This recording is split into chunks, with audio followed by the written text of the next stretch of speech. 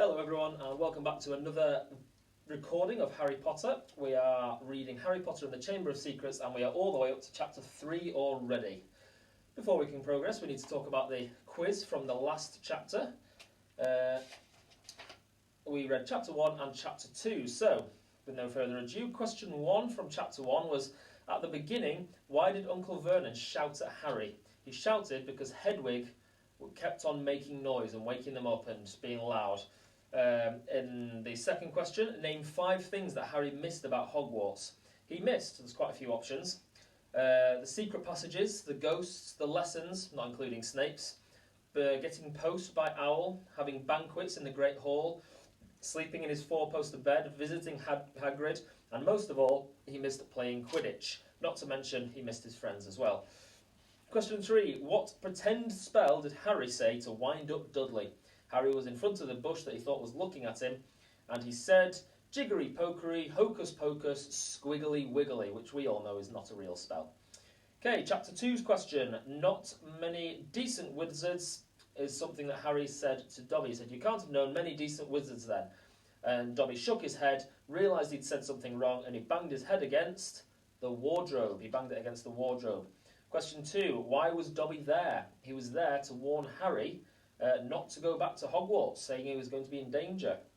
Question 3, what had Dobby stolen from Harry?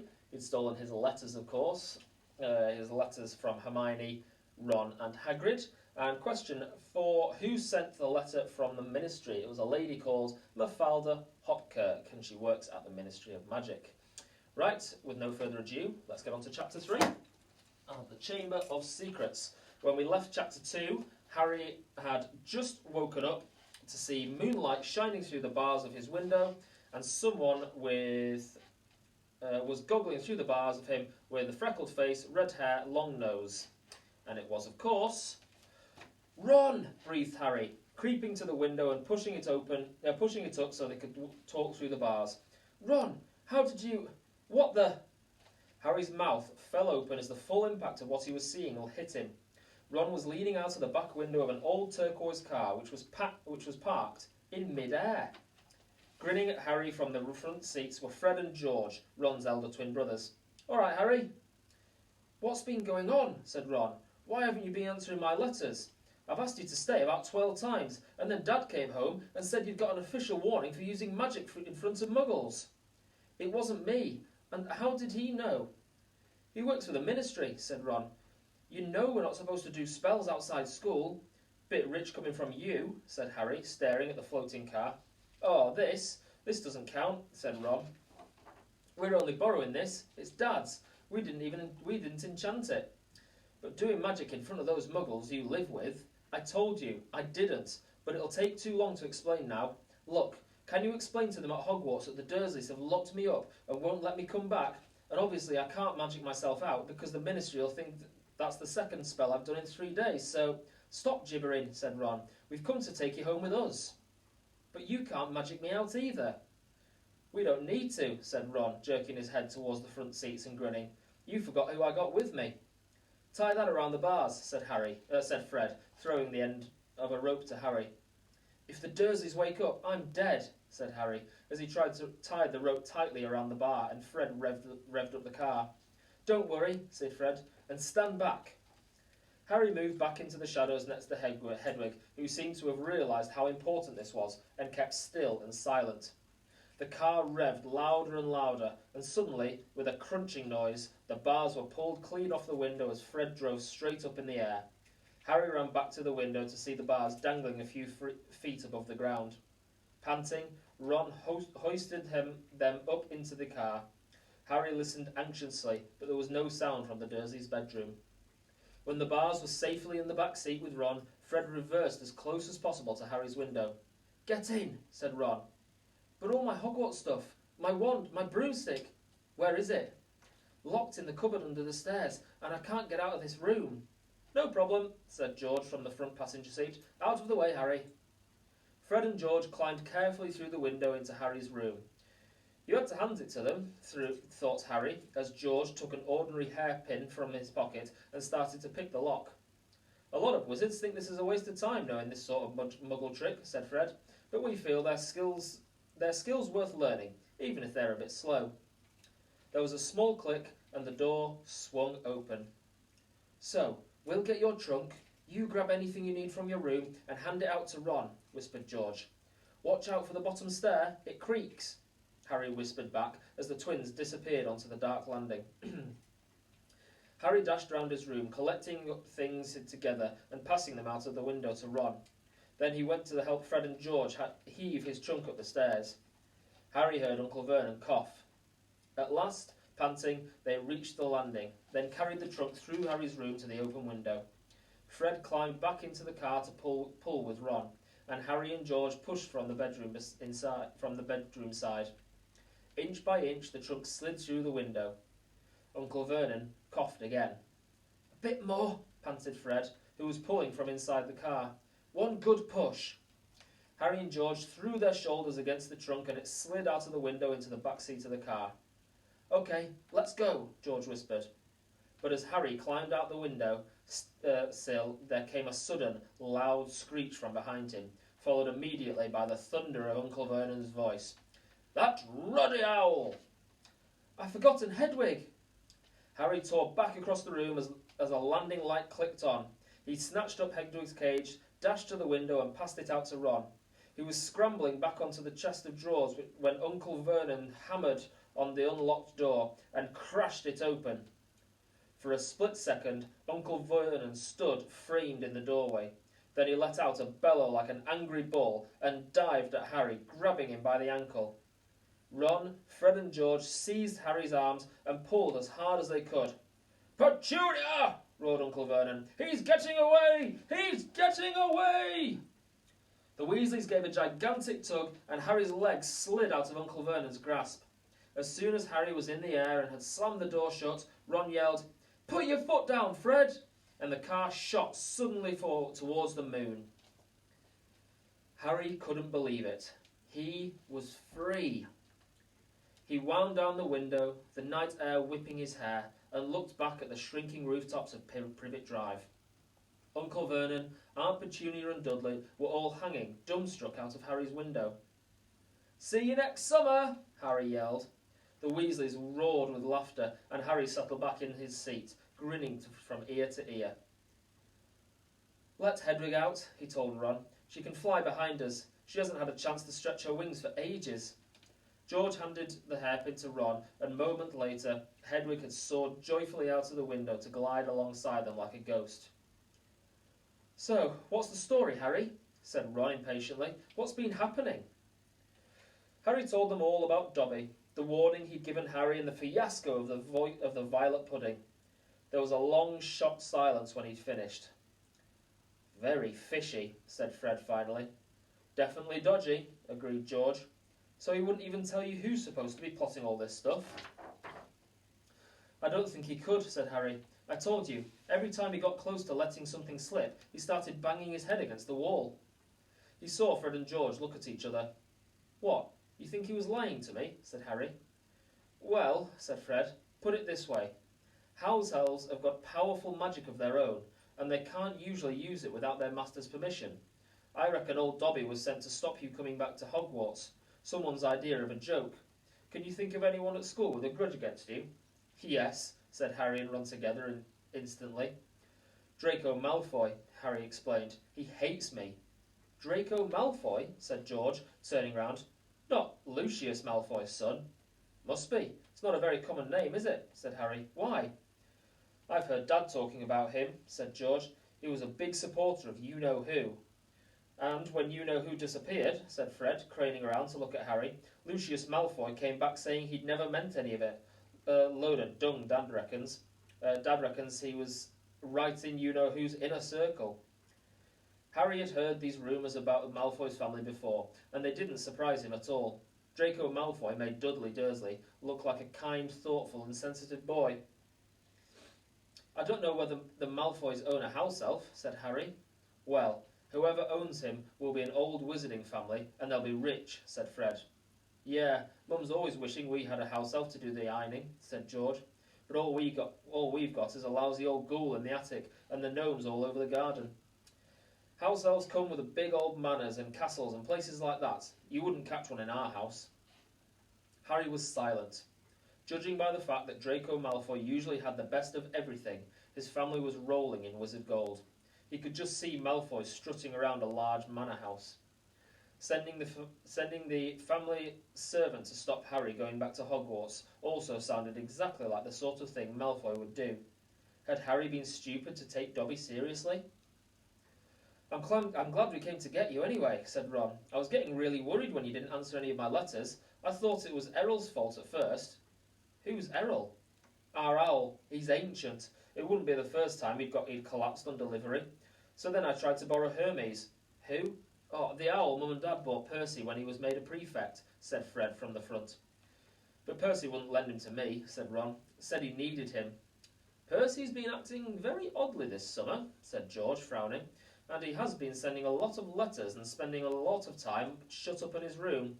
I mean, there's only so many times you can polish a prefect badge." "You're driving too far west, Fred," he added, pointing at the compass on the dashboard. Fred twiddled the steering wheel. "So, does your dad know you've got the car?" said Harry, guessing the answer. No," said Ron. "He had to work tonight. Hopefully we'll be able to get it back in the garage without Mum noticing we flew it." "What does your dad do at the Ministry of Magic anyway?" "He works in the most boring department," said Ron. "The Misuse of Muggle Artifacts Office." "The what?" It's all to do with bewitching things that are Muggle-made, you know, in case they end up back in Muggle shop or house. Like last year, some old witch died and her tea set was sold at an antique shop. This Muggle woman bought it, took it home and tried to serve her friends tea in it. It was a nightmare. Dad was working overtime for weeks. What happened? The teapot went berserk and squirted boiling tea all over the place, and one man ended up in hospital with sugar tongs clamped to his nose.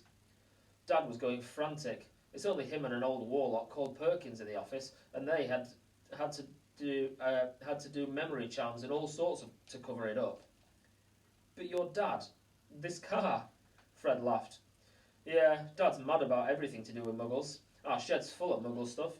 He takes it apart, puts spells on it, and puts it back together again.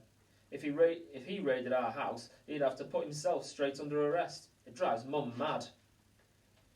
"That's the main road," said George, peering down through the windscreen. We'll be there in 10 minutes. Just as well. It's getting light."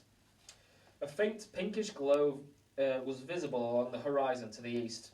Fred brought the car lower, and Harry saw a dark patchwork of fields and clumps of trees. "We're a little way outside the village," said George. "Ought to recent catchpole." Lower and lower went the flying car. The edge of a brilliant red sun was now gleaming through the trees. "Touchdown!" said Fred, as with a slight bump they hit the ground.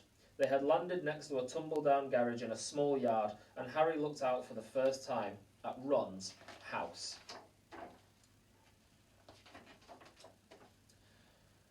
It looked as though it had once been a large stone pigsty, but extra rooms had been added here and there until it was several stories high and so crooked it looked as though it was held up with magic, which Harry reminded himself it probably was.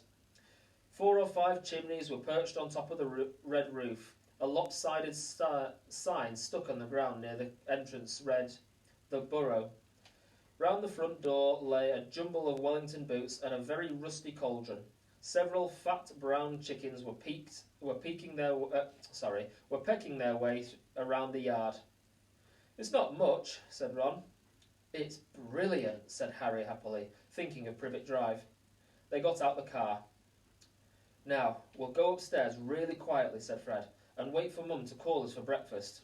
Then, Ron, you come bounding downstairs going, 'Mum, look who turned up in the night,' and she'll be all pleased to see Harry, and no one need to ever know we flew the car." "Right," said Ron. "Come on, Harry. I'll sleep at the..." Ron had got a nasty greenish colour, his eyes fixed on the house. The other 3 wheeled around. Mrs. Weasley was marching across the yard, scattering chickens, and for a short, plump, kind-faced woman, it was remarkable how much she looked like a saber-toothed tiger. "Ah," said Fred. "Oh dear," said George. Mrs. Weasley came to a halt in front of them, her hands on her hips, staring from one guilty face to the next. She was wearing a flowered apron with a wand sticking out of the pocket. "So?" she said. "Morning, Mum," said George, in what he clearly thought was a jaunty, winning voice. "Have you any idea how worried I've been?" said Mrs. Weasley in a deadly whisper. "Sorry, Mum, but see, we had to." All three of Mrs. Weasley's sons were taller than she was, but they cowered as her rage broke over them. "Bed's empty? No note? Car gone? You could have crashed. Out of my mind with worry. Did you care?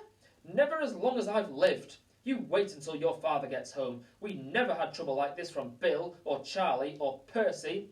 "Perfect Percy," muttered Fred. "You could do with taking a leaf out of Percy's book," yelled Mrs. Weasley, prodding a finger in Fred's chest. "You could have died. You could have been seen. You could have lost your father his job." It seemed to go on for hours. Mrs. Weasley had shouted herself hoarse before she turned on Harry, who backed away. "I'm very pleased to see you, Harry dear," she said. "Come in and have some breakfast." She turned and walked back into the house, and Harry, after a nervous glance at Ron, who nodded encouragingly, followed her. The kitchen was small and rather cramped. There was a scrubbed wooden table and chairs in the middle, and Harry sat down on the edge of his seat, looking around. He had never been in a wizard's house before. The clock on the wall opposite him had only one hand and no numbers at all. Written around the edge were things like "Time to make tea," "Time to feed the chickens," and "You're late." Books were stacked 3 deep on the mantelpiece. Books with titles like "Charm Your Own Cheese," "Enchantment in Baking," and "1-Minute Feasts." It's magic. And unless Harry's eyes were deceiving him, the old radio next to the sink had just announced that coming up was Witching Hour, with the popular singing sorceress Celestina Warbeck. That was a lot of hard words. Mrs. Weasley was clattering around cooking breakfast a little haphazardly, throwing dirty looks at her sons as she threw sausages into the frying pan. Every now and then she muttered things like, "Don't know what you were thinking of," and "Never would have believed it." "I don't blame you, dear," she assured Harry, tipping 8 or 9 sausages onto his plate. "Arthur and I have been worried about you too. Just last night we were saying we'd come and get you ourselves if you hadn't written back to Ron by Friday. But really," she was now adding 3 fried eggs to his plate, "flying an illegal car halfway across the country. Anyone who could have seen you." She flicked her wand casually at the washing up in the sink, which began to clean itself, clinking gently in the background. "It was cloudy, Mum," said Fred. "You keep your mouth closed while you're eating," Mrs. Weasley snapped. "They were starving him, Mum," said George. "And you," said Mrs. Weasley, but it was with a slightly softened expression that she started cutting Harry bread and buttering it for him. At that moment there was a diversion in the form of a small, red-headed figure in a long nightdress, who appeared in the kitchen, gave a small squeal, and ran out again. "Ginny," said Ron in an undertone to Harry. "My sister. She's been talking about you all summer." "Yeah, she'll be wanting your autograph, Harry," grinned Fred, but he caught his mother's eye and bent his face over his plate without another word. Nothing more was said until all 4 plates were clean, which took a surprisingly short time. "Blimey, I'm tired," yawned Fred, setting down his knife and fork at last. "I think I'll go to bed and—" "You will not," snapped Mrs. Weasley. "It's your fault you've been up all night. You're going to be de-gnoming the garden for me. They're getting completely out of hand." "Oh, Mum, and you too," she said, glaring at Ron and George. You can go up to bed, dear," she added to Harry. "You didn't ask them to fly that wretched car." But Harry, who felt wide awake, said quickly, "I'll help Ron. I've never seen de-gnoming." "That's very sweet of you, dear, but it's dull work," said Mrs. Weasley. "Now, let's see what Lockhart's got to say on the subject." And she pulled a heavy book from the stack on the mantelpiece. George groaned. "Mum, we know how to de-gnome a garden." Harry looked at the cover of Mrs. Weasley's book. Written across it in fancy gold letters were the words, "Gilderoy Lockhart's Guide to Household Pets." There was a big photograph on the front of a very good-looking wizard with wavy blonde hair and bright blue eyes.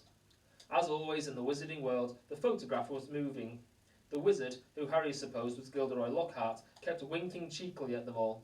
Mrs. Weasley beamed down at him. "Oh, he is marvellous," she said. He knows his household pets all right. It's a wonderful book." "Mum fancies him," said Fred in a very audible whisper. "Don't be so ridiculous, Fred," said Mrs. Weasley, her cheeks rather pink. "All right, if you think you know better than Lockhart, you can go and get on with it. And woe betide you if there's a single gnome in that garden when I come out to inspect it." Yawning and grumbling, the Weasleys slouched outside with Harry behind them. The garden was large and, in Harry's eyes, exactly what a garden should be. The Dursleys wouldn't have liked it. There were plenty of weeds and the grass needed cutting, but there were gnarled trees all around the walls, plants Harry had never seen spilling from every flower bed, and a big green pond full of frogs. "Muggles have got garden gnomes too, you know," said Harry told Ron as they crossed the lawn. "Yeah, I've seen those things that they think are gnomes," said Ron, bent double with his head in a peony bush, like fat little Father Christmases with fishing rods. There was a violent scuffling noise. The peony bush shuddered and Ron straightened up. "This is a gnome," he said grimly. "Gruff me, gruff me," squealed the gnome. It was certainly nothing like Father Christmas. It was small and leathery looking, with a large, knobbly, bald head, exactly like a potato.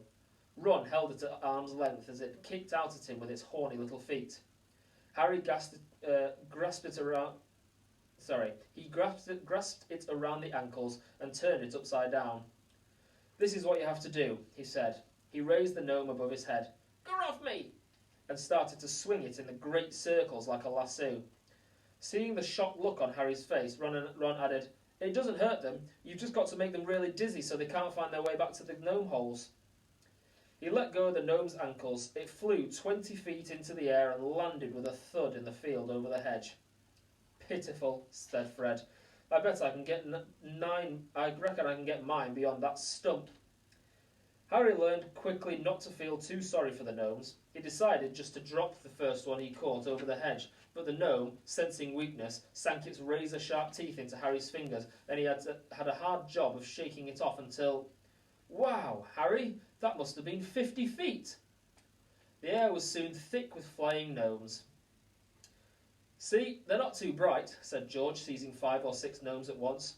The moment they know the de-gnoming's going on, they storm up to have a look. You'd think they'd have learned by now just to stay put. Soon, the crowd of gnomes in the field started walking away in a staggering line, their little shoulders hunched. "They'll be back," said Ron, as they watched the gnomes disappear into the hedge on the other side of the field. "They love it here. Dad's too soft with them. He thinks they're funny." Just then, the front door slammed. "He's back," said George. "Dad's home."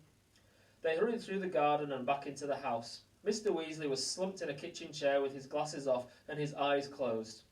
He was a thin man, going bald, but the little hair he had was as red as any of his children's. He was wearing long green robes, which were dusty and travel-worn.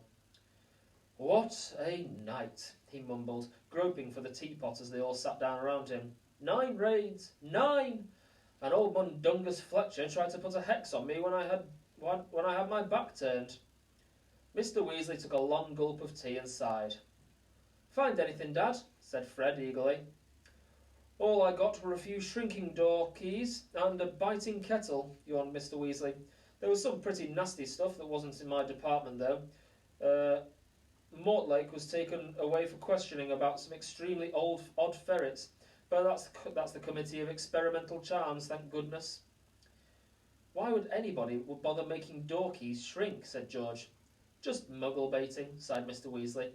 "Sell them a key that keeps shrinking to nothing so they can never find it when they need it.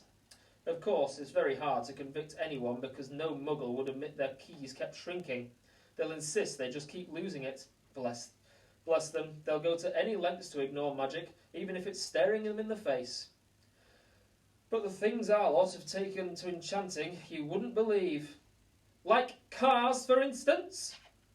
Mrs. Weasley had appeared, holding a long poker with like a sword. Mr. Weasley's eyes jerked open. He stared guiltily at his wife. Cars, Molly dear? Yes, Arthur, cars, said Mrs. Weasley, her eyes flashing. Imagine a wizard buying a rusty old car and telling his wife all he wanted to do with it was take it apart to see how it worked, while really he was enchanting it to make it fly. Mr. Weasley blinked.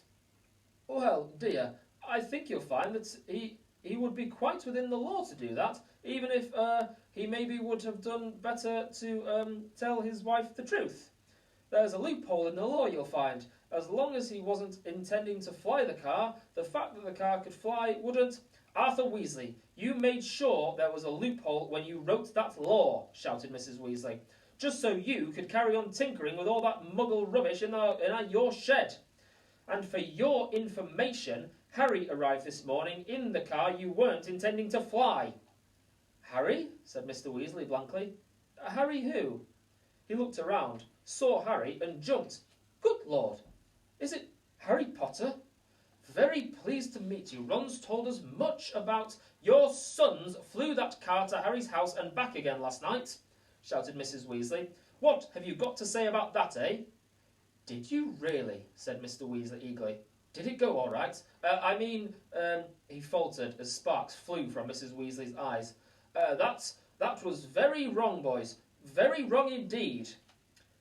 Let's lead them to it, Ron muttered to Harry, as Mrs. Weasley swelled like a bullfrog. Come on, I'll show you my bedroom.